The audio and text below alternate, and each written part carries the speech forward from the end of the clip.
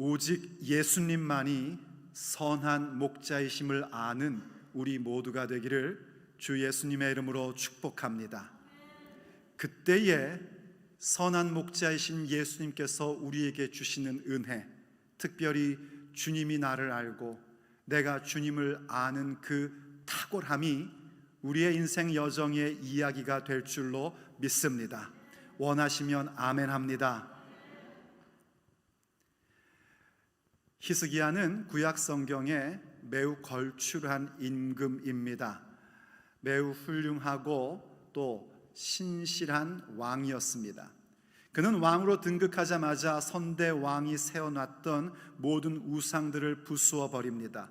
그리고 하나님을 향한 예배의 회복의 운동을 갖고 실제로 그 일들을 해나갑니다. 정말 선한 일을 행한 것입니다. 그런데 그 선한 일을 한 후에 히스기야가 해결할 수 없는 문제가 발생합니다. 그 당시에 고대 강대국이었던 아수르라는 나라가 북쪽에 자리 잡고 있던 형제 국가인 이스라엘을 멸망시켜 버렸습니다. 그리고 계속해서 예루살렘 유대 지역까지 침공해 들어온 겁니다. 당시 유대 군대는, 그리고 히스기야에게는 이 아수르 군대를 막을 만한 군사력이 없었습니다. 아수르 군대는 유대인들을 모독하고 또 히스기야의 그 개혁과 신앙을 비웃었습니다. 그때에 히스기야가 탁월한 모습을 보여줍니다. 그는 그 모든 것들을 가지고 하나님 앞에 나아가 기도합니다. 그것도 선지자 이사야와 함께 이른바 기도의 네트워크를 만들어 놓고 하나님 앞에 강청하며 기도합니다. 하나님께서 응답하십니다. 하나님께서 하나님의 사자를 그 거대한 아수르 군대 가운데 보내셔서 하룻밤 만에 그들을 멸절시켜 버리십니다. 그야말로 기적의 사건이 일어난 겁니다. 히스기야는 하나님이 주시는 기적의 사건으로 국가적 위기를 해결했었습니다. 그뿐만이 아닙니다. 이 히스기야가 그 후에 병이 걸려 죽게 된 것입니다. 얼마나 심각한 병이었던지 이사야 선지자를 보내셔서 하나님께서 네 주변을 다 정리해라, 네가 죽을 것이다 하고 말씀하실 만큼 심각한 질병이었습니다. 그때에도 히스기야는 얼굴을 벽을 향하여 놓고 하나님 앞에 통곡하며 울며 강청합니다. 그러자 하나님께서 이사야 선지자를 다시 보내셔서 그에게 15년의 생명을 연장해 주심을 말씀하십니다. 15년의 생명 연장을 말씀해 주시는 것뿐만이 아니라 그거에 대한 증거로 해시계의 그림자가 15도나 뒤로 물러가는 기적을 또 보여주십니다. 그건 분명 하나님의 표적의 사건이었습니다. 그렇게 그는 자기 개인의 문제도 하나님 앞에 기도함으로 해결받았습니다. 국가적 위기도 개인의 문제도 하나님 앞에 강청하여 기도함으로 해결받는 그는 정말 신실한 왕이었고 그야말로 기도의 용사였습니다.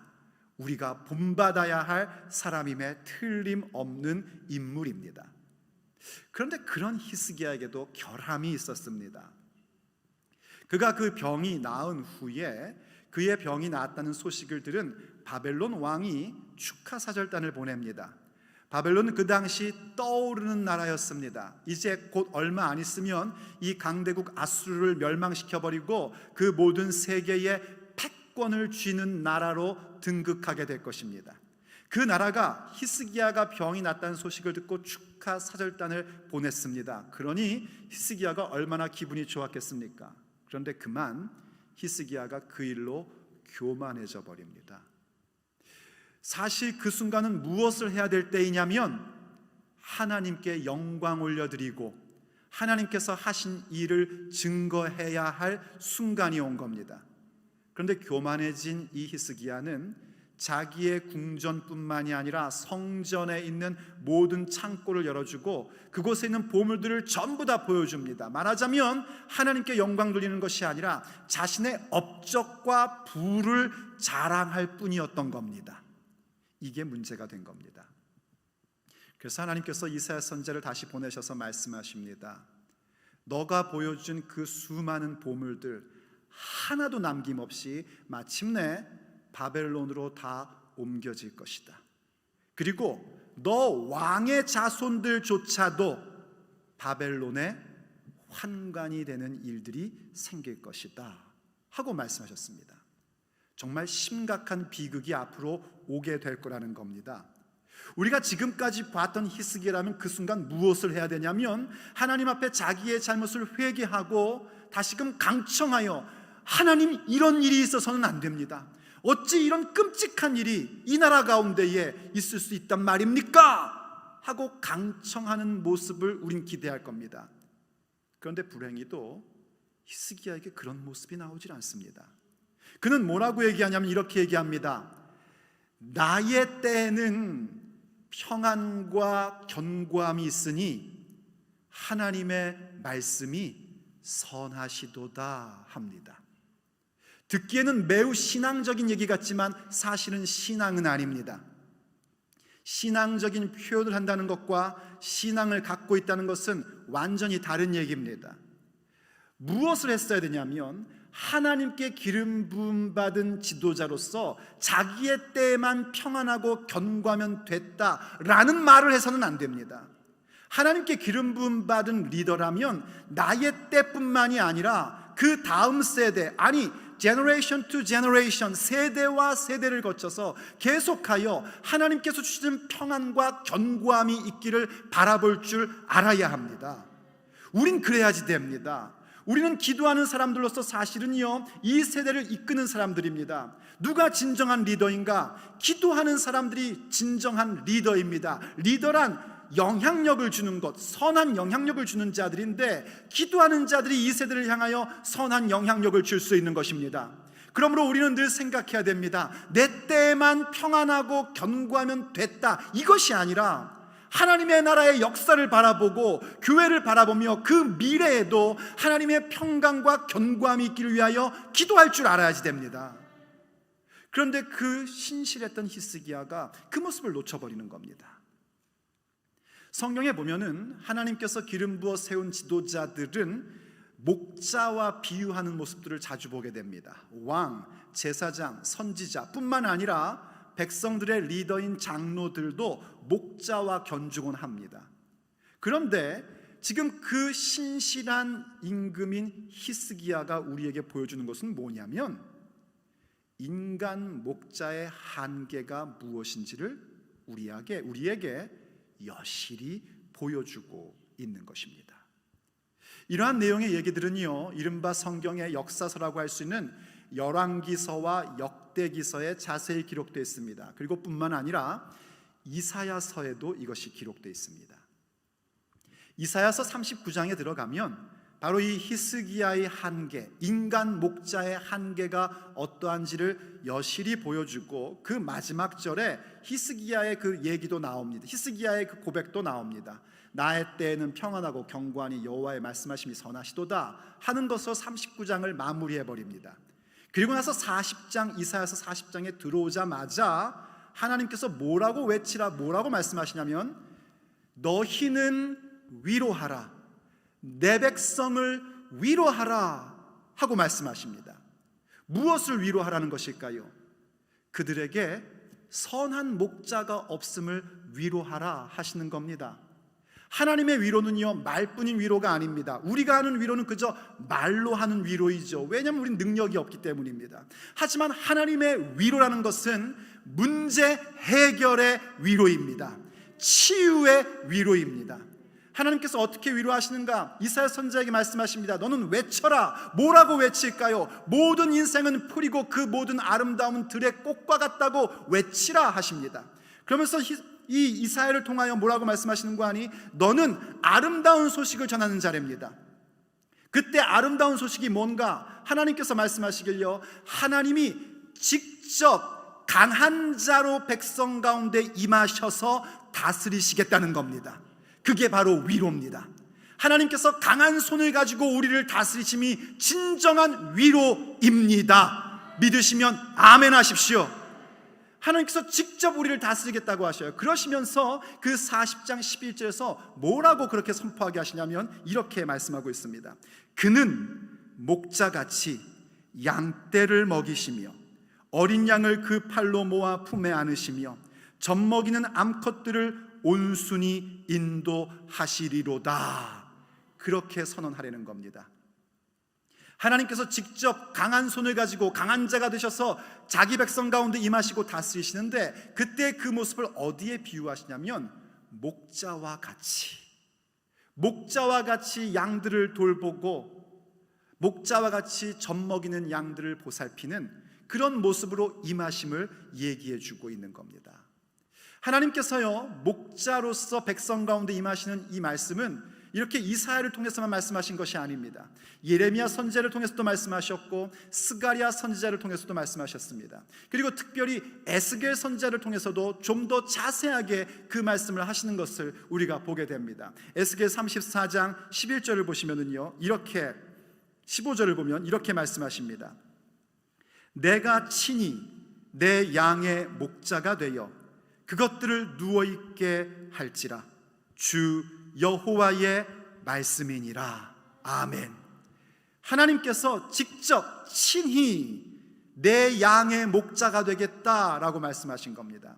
왜 이런 말씀을 하셨냐면 에스겔 34장의 배경은 그렇습니다. 인간 목자들이 있습니다. 하나님께서 기름 부어 세운 지도자들이 있단 말입니다. 그런데 그들이 어떤 행태를 벌이는가? 양들을 죽이는 겁니다. 양의 털옷을 입고 양의 고기는 먹으면서 하나님이 맡기신 양떼들을 먹이지는 않는 겁니다. 그리고 그러한 리더들을 이어 순양과 순염소로 비유도 하시는데요, 그러한 순양과 순염소들이 하는 짓은 뭐냐면 하나님께서 양떼를 위하여 주신 그 먹이를 발로 밟는 그런 모습들을 보여줍니다. 백성들에게, 하나님의 양떼들에게 먹이지 않고 오히려 하나님의 말씀을 발로 밟는 그런 행태들이 벌어지고 있는 것입니다. 그래서 하나님께서 내가 친히 내 양들의 목자가 되겠다 선언하신 것입니다. 그런 하나님께서요, 그 에스겔 34장 25절에 가면 이렇게 말씀을 하십니다. 내가 한 목자를 그들 위에 세워 먹이게 하리니 그는 내 종 다윗이라. 그가 그들을 먹이고 그들의 목자가 될지라 하고 말씀하십니다.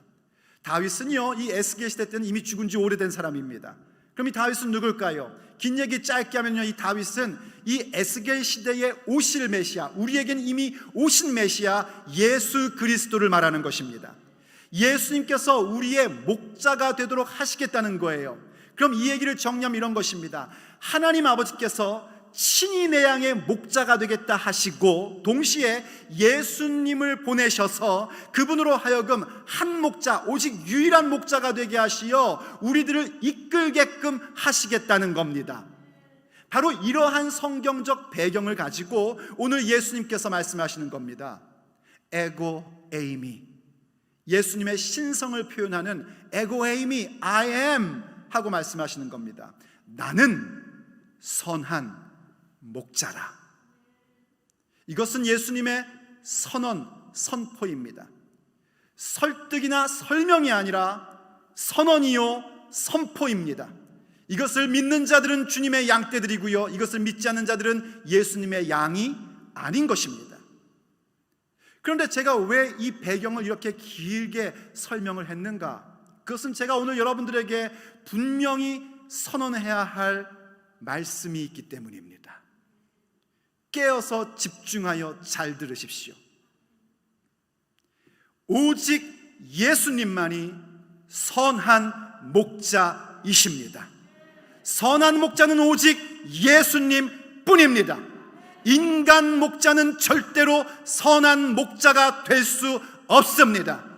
자기의 야심을 위해서, 자기의 유익을 위해서 양들을 먹이지 않는 목자들은 물론이거니와 히스기야처럼 충실한 목자도 절대로 선한 목자일 수가 없습니다. 오직 예수님만이 선한 목자이십니다.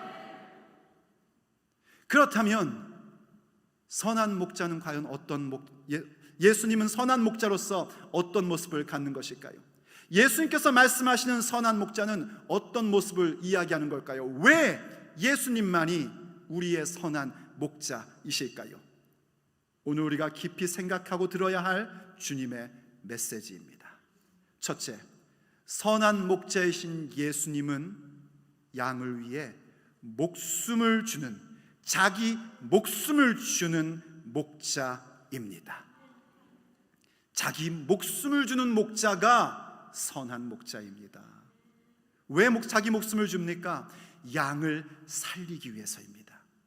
양에게 생명을 주고자 자기 목숨을 주는 자가 선한 목자입니다.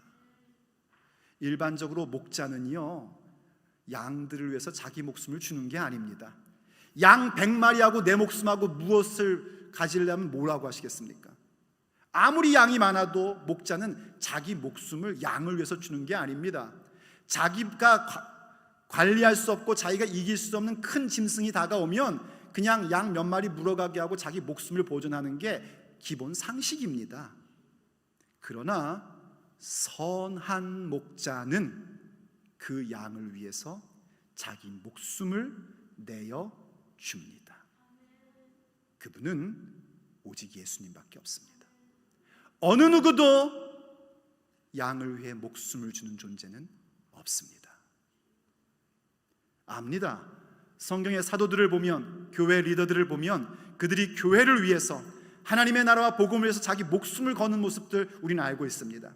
수많은 우리의 믿음의 선진들이 예수님을 믿는 믿음을 위하여 자기의 목숨을 내놓는 일을 우리는 알고 있습니다. 하지만 잘 생각해 보십시오. 그들 가운데 어느 누구도 한 개인을 위하여 자기 목숨을 내놓는 경우는 거의 없습니다. 혹 내놓았다 할지라도 그것은 그저 그 사람의 육체의 생명을 잠깐 더 연장시켜주는 것뿐이지 진정 가져야 할 그 생명, 영생은 줄 수가 없는 겁니다. 그것은 오직 선한 목자이신 예수님만이 주실 수 있는 겁니다.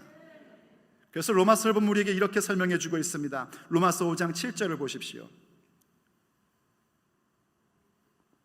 의인을 위하여 죽는 자가 쉽지 않고 선인을 위하여 용감히 죽는 자가 혹 있거니와. 이거 간단하게 얘기하면은요, 의인을 위해서, 선인을 위해서 죽는 일들은 극히 드문 일이다 하고 말하고 있는 겁니다.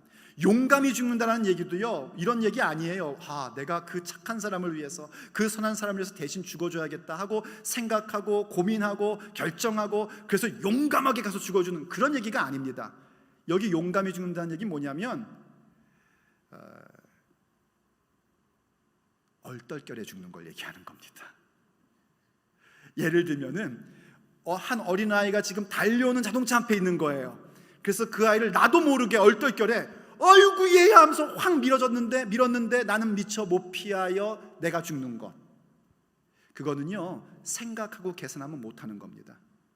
내가 저 아이를 밀어주고 나를 피할 수 있는 시간이 될까? 가만히 계산을 해보니까 수학적으로 계산이 모자르고 나는 죽게 될 거고, 내가 만약에 죽으면 내 아내는, 내 자식은 누가 책임져? 이 생각하면 절대로 못합니다. 그냥 자기도 모르게, 말하자면 본능적으로 행하는 것, 그걸 말하는 겁니다. 포인트는 뭐냐면 의인을 위해서도 선인을 위해서 죽어주는 사람은 극히 드물다는 것입니다. 그런데 우리에게 무슨 일이 일어났습니까? 8절을 보십시오. 우리가 아직 죄인 되었을 때에 그리스도께서 우리를 위하여 죽으심으로 하나님께서 우리에 대한 자기의 사랑을 확증하셨느니라. 우리가 어느 때요? 우리가 의인일 때, 선인일 때가 아닙니다. 우리가 아직 죄인이었을 때에, 우리가 아직 경건치 않을 때에, 사실은 우리가 아직도 하나님과 원수된 존재였을 때에 하나님께서는 그리스도의 죽음으로 말미암아, 예수 그리스도를 주심으로 말미암아 당신의 그 사랑을 우리에게 확증하신 것입니다. 예수님이 언제 그 목숨을 우리에게 주셨는가? 우리가 뭔가 착한 일하고 우리가 뭔가 의로운 일을 했을 때가 아니라 여전히 죄인이었을 때에 그분의 목숨을 우리에게 주신 것입니다. 우리를 살리려고 그 목숨을 주신 것입니다. 누가 그 일을 합니까? 선한 목자이신 예수님 외에는 아무도 그 일을 할 수 있는 자가 없습니다. 그런데 어디 감히 목사들이 자기가 선한 목자라고 얘기합니까? 목사는 선한 목자일 수가 없습니다. 우리 교회 목사님들 여러분 각각 개개인을 위해서 죽어줄 것 같습니까? 어린 반푼어치도 없습니다. 임영희 목사가 여러분을 위해서 여러분 한 사람 한 사람에서 죽을 것 같습니까? 물론 목회자들은요, 하나님의 나라와 교회를 위해서 자기의 인생을 걸고 목숨을 건 사람들입니다. 하지만 여러분 한 개인을 위해서 죽어줄 것 같습니까? 2부에 이거 물었더니요, 젊은 사람들이 그러더라고요. 아멘 그러더라고요. 제가 그랬습니다. 어림도 없다 그랬습니다. 물론 저도요, 성령 충만할 때는요 그렇게 기도합니다. 아버지 하나님, 우리 성도들에게 성령의 충만함을 주시옵소서. 죽어도 좋습니다 이렇게 기도했습니다. 그래서 어떤 성도분이 저한테 그러시다고, 목사님 제발 그 기도는 하지 마세요. 죽으면 안 되잖아요. 그 얘기 듣고 나니까 저도 정신이 번쩍 나더라고요. 그렇지 않습니까 여러분? 누가 감히 여러분 한 사람 한 사람에서 죽어준다고 말할 수 있습니까? 아무도 없습니다. 오직 선한 목자이신 예수님 뿐입니다. 그럼 목사들은 뭐 하는 걸까요? 목사들이 하는 건 뭐냐면 예수님의 어린 양을 먹이는 겁니다. 예수님의 양으로 하여금 먹고 성장하도록 도와주는 겁니다. 예수님의 그 다 성장한 양들도 먹고 튼튼하도록 계속 먹이는 일을 하는 겁니다. 어떤 목사님은 그런 표현을 하더라고요. 목사는 뭐냐면 양치기 개래요. 개.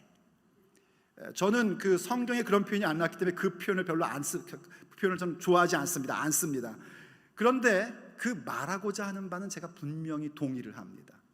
목동개는 뭘 하는 거냐면 이 양들이 흐트러지지 않도록 목자만을 바라보고 목자만을 따르도록 돕는 것이 양치기 개들의 일입니다.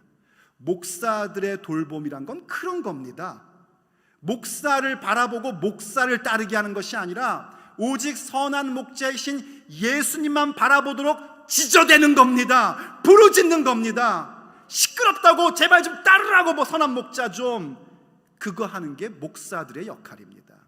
그래서 목사들의 돌봄이라는 것도 그 근거는 어디에 있냐면 선한 목자의 돌보심의 그 근거가 있는 것뿐입니다.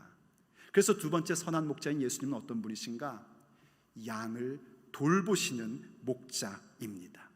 그분은 양들을 돌보는 목자입니다. 그분은요, 우리보다 앞서가시며 우리를 돌보십니다. 그분으로 하여금 구원을 얻을 뿐만이 아니라 들어오며 나가며 꼴을 얻을 수 있도록 우리를 돌보아 주십니다.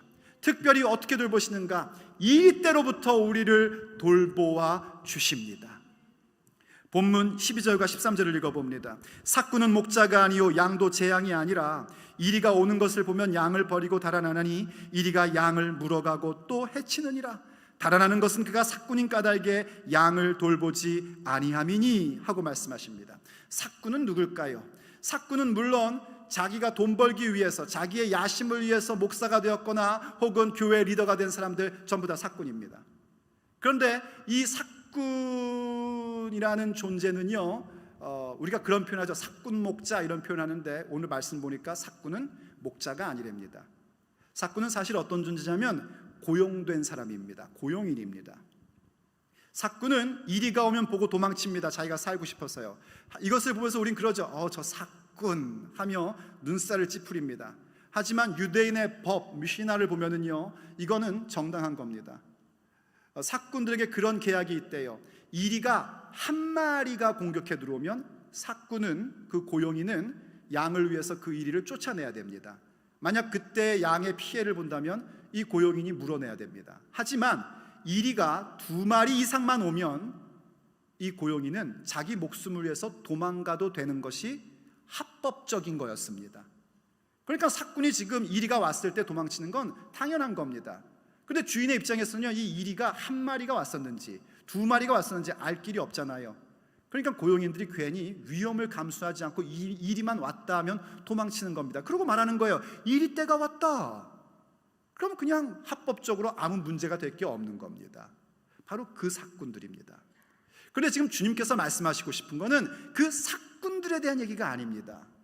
삭군들은 이리 때로부터 양들을 돌보지 않으나 선한 목자이신 예수님은 이리 때로부터 양들을 목숨 걸고 돌보신다는 겁니다.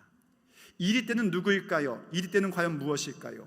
이 이리 때는요, 우리가 지난번에 봤던 절도와 강도하고도 연결되어 있는 것입니다. 당연히 양들을 해치고 죽이고 파멸시키는 것이 이 이리 때입니다. 그리고 오늘 본문에서 봤듯이 이리 때가 하는 일은 뭐냐면 양을 물어가고 해칩니다. 이때 해친다는 건 뭐냐면 흐트러뜨린다는 겁니다. 해코지한다는 것이 아니라 양떼를 흐트러버린다는 겁니다. 물어가고 흐트러버리는 것이 이리 때입니다. 이 이리 때는 어떤 존재인고 하니 간단히 얘기하면은요, 적그리스도 거짓 선지자입니다. 이 이리 때는 어떤 존재인가? 자기가 선한 목자인 양 하는 목사들입니다. 이 이리 때는 누구인가? 근본적으로 들어가면 그것은 우리의 영혼을 물어가고 교회를 흐트러뜨리는 더러운 원수 마귀입니다. 이 원수 마귀는요, 하나님의 양떼인 교회를 물어가고요, 흐트러뜨려 버립니다. 그렇게 해서 홀로 있게 하고 홀로 있게 함으로써 죄 짓게 만들어 버립니다. 죄를 지면은 그 결과는 뭔가 사망밖에는 없는 것입니다. 그래서 이 이리 때가 우리에게 오고 악한 원수 마귀가 우리를 해코지 하는 그 구체적인 부분은 뭐냐면 죄와 사망의 권세가 우리 가운데 있는 겁니다. 이 죄와 사망의 권세로부터 우리를 지키시고 돌보실 수 있는 분은 누구밖에 없는가? 예수님밖에는 없습니다. 도대체 어느 누가 우리를 죄와 사망의 권세로부터 보호해 줄 수 있습니까? 선한 목자이신 예수님만이 우리를 죄와 사망의 권세에서 해방시키며 해결해 주실 수 있으십니다. 그래서 고린도전서 15장에서 이렇게 얘기하는 겁니다. 이 고린도전서 15장은 이른바 부활장이라는 것입니다. 예수님의 부활과 우리의 부활을 가르쳐 주는 거예요. 그 말씀의 마지막 결론 부분에서 이러한 말씀이 나옵니다. 고린도전서 15장 55절, 사망아 너희의 승리가 어디 있느냐? 사망아 내가 쏘는 것이 어디 있느냐? 사망이 쏘는 것은 죄요 죄의 권능은 율법이라. 우리 주 예수 그리스도로 말미암아 우리에게 승리를 주시는 하나님께 감사하노니. 할렐루야. 우리에게 분명 사망 권세가 있습니다. 죄의 권세가 있습니다. 그런데 그것으로부터, 죄와 사망의 권세로부터 해방시켜 주시는 분은 오직 한 분, 선한 목자이신 예수님 뿐입니다. 예수님이 선한 목자이심을 믿는 자들은요, 죄 문제가 해결되는 것입니다. 여러분이 전에 어떤 죄를 지었고 살았든지 그것은 아무 문제가 되지 않습니다. 나의 죄의 경중에 의하여 용서받는 것이 아니라 우리 예수님의 그 크신 은혜로 말미암아 우리가 용서함을 받는 자 되는 것입니다. 죄 문제 해결됩니다. 예수님께서 우리의 선한 목자이실 때에 그분으로 말미암아 우리의 죽음의 문제도 해결됩니다. 우리가 언젠가 이 육신의 장막을 벗어나게 될 때 우리는 영원한 아버지의 집에서 거하게 될 것입니다. 그뿐만이 아닙니다. 우리 예수님께서 다시 오실 때, 그분의 재림이 올 때는요, 우리의 이 죽었던 몸이 다시 부활하게 될 것입니다. 신령한 몸으로, 영의 몸으로 예수님이 부활하셨던 그 몸과 같이 우리의 몸도 부활하게 될 것입니다. 그것을 주실 수 있는 분은 오직 한 분, 예수 그리스도밖에 없으십니다. 그래서 그분만이 선한 목자이십니다. 우리가 이 사실을 알고 이 부분을 믿어갈 때 우린 점점 더 알게 됩니다. 정말 그렇구나.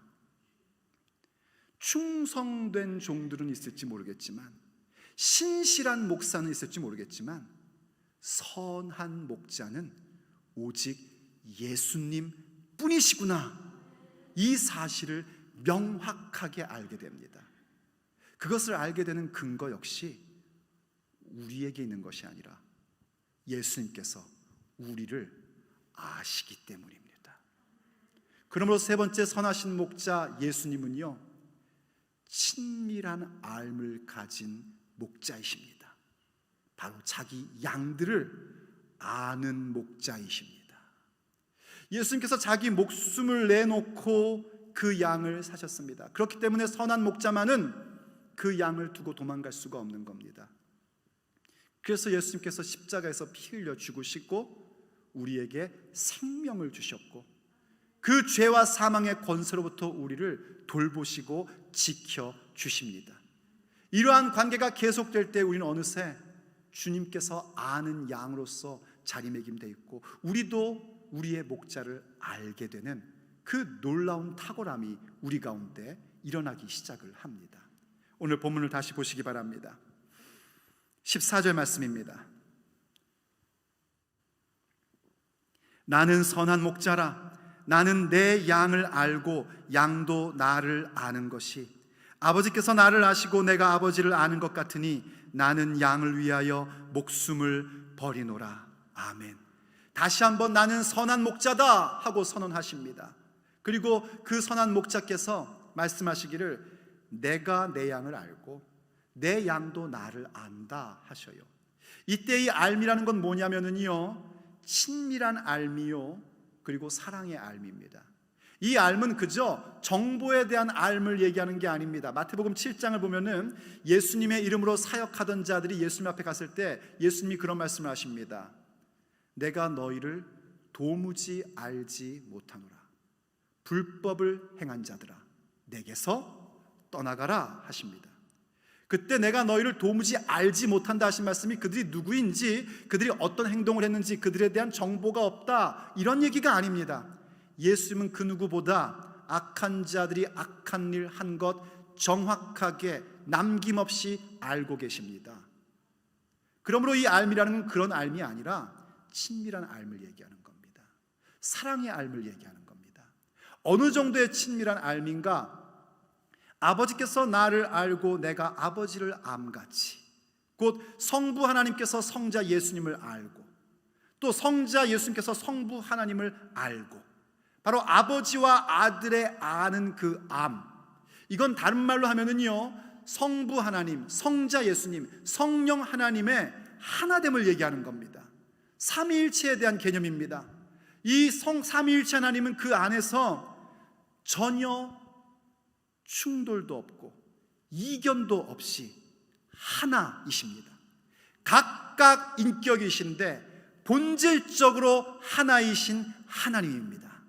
이것은 그분들 안에 친밀한 사귐이 있는 것을 상징하기도 하는 것입니다. 바로 그렇게 우리를 아신다는 겁니다. 그 친밀함으로 우리를 아신대요. 그리고 그 알은 사랑의 알입니다. 이 알을 얘기하시면서 다시 한번 하신 말씀이 목자는 양을 위하여 자기 목숨을 버리느니라. 나는 너희들을 위해서 내 목숨을 버린다. 사랑입니다. 바로 사랑의 알므로 우리를 알고 계신 것입니다. 오늘 주님께서 여러분을 아십니다. 여러분을 어떻게 아는가? 각각 이름으로 아십니다. 한꺼번에 아시는 것이 아니라 한 사람 한 사람 그 이름으로 친밀한 암, 사랑의 알을 갖고 계십니다. 그런데 혹 여러분이 혼자라고 생각하십니까? 새생명교회 내가 지금 몇십 년째 다니는데 아무도 나를 알아주지 않는다, 혹시 이런 생각이 듭니까? 누구도 나를 관심 갖지 않고 나는 역시 혼자구나, 이런 생각을 합니까? 그건 사실이 아닙니다. 그건 거짓입니다. 선한 목자이신 예수님께서 여러분을 아십니다. 이름으로 아십니다. 친밀한 알므로 아십니다. 사랑의 알므로 아십니다. 그분이 나를 그렇게 알고 계시기에 우리도 그분을 알게 됩니다. 그래서 우리의 마음 가운데 그분의 사랑의 암과 친밀한 알을 경험함으로 우리의 마음에도 생기는 것이 있습니다.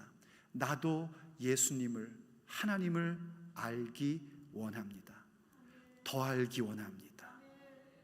그리고 저도 하나님을, 예수님을 사랑합니다 하고 고백하게 됩니다. 그래서 우리가 어떤 고백을 갖게 되는가?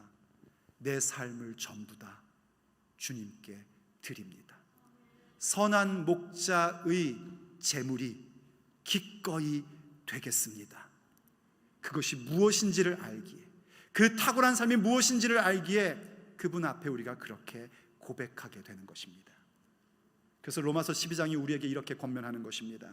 그러므로 형제들아, 내가 하나님의 모든 자비하심으로 너희를 권하노니 너희 몸을 하나님이 기뻐하시는 거룩한 산 제물로 드리라. 이는 너희가 드릴 영적 예배니라. 너희는 이 세대를 본받지 말고 오직 마음을 새롭게 함으로 변화를 받아 하나님의 선하시고 기뻐하시고 온전하신 뜻이 무엇인지 분별하도록 하라. 우리는 그렇게 분별하며 나가게 됩니다. 내게 오직 선한 목자의 음성만이 들려오는 것을 분별하게 되고 선한 목자의 음성만을 따르는 양떼들로 세워지게 되는 것입니다. 왜냐하면 예수님만이 나를 위해 죽어주시고 목숨 주신 선한 목자이시기 때문입니다. 예수님만이 죄와 사망의 권세에서 나를 보호해 주실 수 있는 선한 목자이시기 때문입니다. 예수님만이 나를 이름으로도 아시고 나와 그 친밀한 알을 갖고 계신 분이기 때문입니다.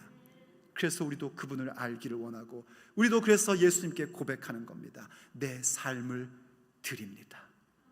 저도 예수님을 사랑합니다. 그때의 우리의 삶에 예수님과의 친밀한 암 가운데 나타나는 탁월함이 우리의 삶의 이야기로 기록되게 되는 것입니다. 기도하시겠습니다. 아버지 하나님, 우리에게 오직 선한 목자는 예수님 뿐이심을 가르쳐 주셔서 감사합니다. 누가 감히 선한 목자인 척합니까? 누가 감히 자기가 선한 목자라고 말합니까? 그 모든 자들이 이리 때와 같이 우리의 영혼을 죽이는 자들이오니 주여, 우리는 그들의 음성을 듣지 않습니다. 우리는 오히려 도망칠 것입니다. 그리고 오직 한 분 선한 목자이신 예수님의 음성만을 듣겠습니다. 나를 위하여 자신의 목숨을 주신 선한 목자이신 예수님, 나를 죄와 사망의 권세에서 해방시키신 유일한 선한 목자이신 예수님, 나를 온전히 아시는 유일하신 선한 목자이신 예수님, 그분만을 따를 것입니다. 그러므로 아버지, 우리로 하여금 주님을 더 알게 하여 주옵소서. 아버지를 더 알게 하여 주옵소서. 그래서 우리도 우리를 사랑하시고 우리를 위하여 생명 주신 예수 그리스도 앞에 우리의 모든 삶을 드리며 주님을 사랑하노라 고백할 수 있는 심령 되게 하여 주시옵소서. 우리 주 예수 그리스도의 이름으로 간절히 기도 올립니다. 아멘.